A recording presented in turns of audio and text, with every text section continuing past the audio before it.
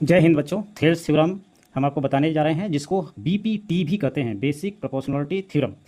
और इस थ्योरम के अकॉर्डिंग ये होता है कि किसी भी ट्रायंगल में, जैसे ये ट्रायंगल मैंने एबीसी लिया, उस ट्रायंगल के किसी भी एक साइड के पैरेलल एक लाइन यदि ड्रॉ हुई है, जैसे मैंने बीसी के पैरेलल एक डी लाइन ड्रॉ कर दिया, तो ये जो लाइन डी ड्रॉ हुई है, ये डी लाइन जो है अदर टू साइड को, ये दो साइड, एक ये और एक ये, इनको जो है सेम रेशियो में डिवाइड करती है। तो यानी ए डी अपान में डी बी इक्वल टू ए अपान में इसी हो जाएगा थेल्स थ्योरम के अकॉर्डिंग। फिर से एक बार सुन लो, थेल्स थ्योरम के अकॉर्डिंग यदि कोई भी लाइन एक साइड के पैरेलल ड्रॉ की गई है, तो वो जो लाइन ड्रॉ हुई है पैरेलल, है ना, इस साइड के, वो जो है अदर टू साइड को सेम रेशियो डिवाइड करता है, यानी ए डी अपान में डी बी इक्वल टू ए अपान में इसी थेल्स थ्योरम के बेस पर हम एक क्वेश्चन करते हैं कि फिगर में आपका डी पैरेलल बीसी दिया है, यानी इस ट्रायंगल एबीसी में डी पैरेलल बीसी दिया है, तो हम ऑटोमेटिक थेल्स थ्योरम लगा सकते हैं। क्योंकि थेल्स थ्योरम कहता क्या है कि डी पैरेलल यदि बीसी है तो उसके जो ये रेशियो है ए डी अपान में डी बी और ए अपान में इसी के इक्वल होगा।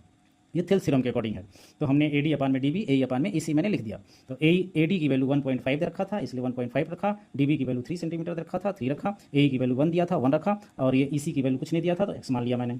अब मैंने 10 का ऊपर नीचे इसलिए मल्टीप्लाई कर दिया कि 1.5 को जो है ये डेसिमल में है, तो डेसिमल हटाने के लिए तो ये 15 हो गया। 10 से मल्टीप्लाई करने पर, 3 में 10 से मल्टीप्लाई करने पर 30, तो 15 1 जा 15, 15 2 जा 30, तो ये 1 अपान में 2 आ गया और ये 1 अपान में एक्स है। अब 1 अपान में 2 इक्वल टू 1 अपान में एक्स है, इसको मैंने रिवर्स कर दिया, एक्स को ऊपर किया तो 2 को भी ऊपर करना पड़ेगा, तो 2 अपान में 1 हो गया और जो है ये एक्स अपान में 1 हो गया। तो डिनोमिनेटर में 1 होता है तो उसका कोई मीनिंग नहीं लगती, क्योंकि सेम वैल्यू आएगी, 1 से किसी नंबर को डिवाइड करेंगे, तो इसलिए यहाँ पे 2 लिख दिया और यहाँ पे एक्स लिख दिया, एक्स इक्वल टू 2 हो गया सेंटीमीटर, इसकी ये वैल्यू आ गई।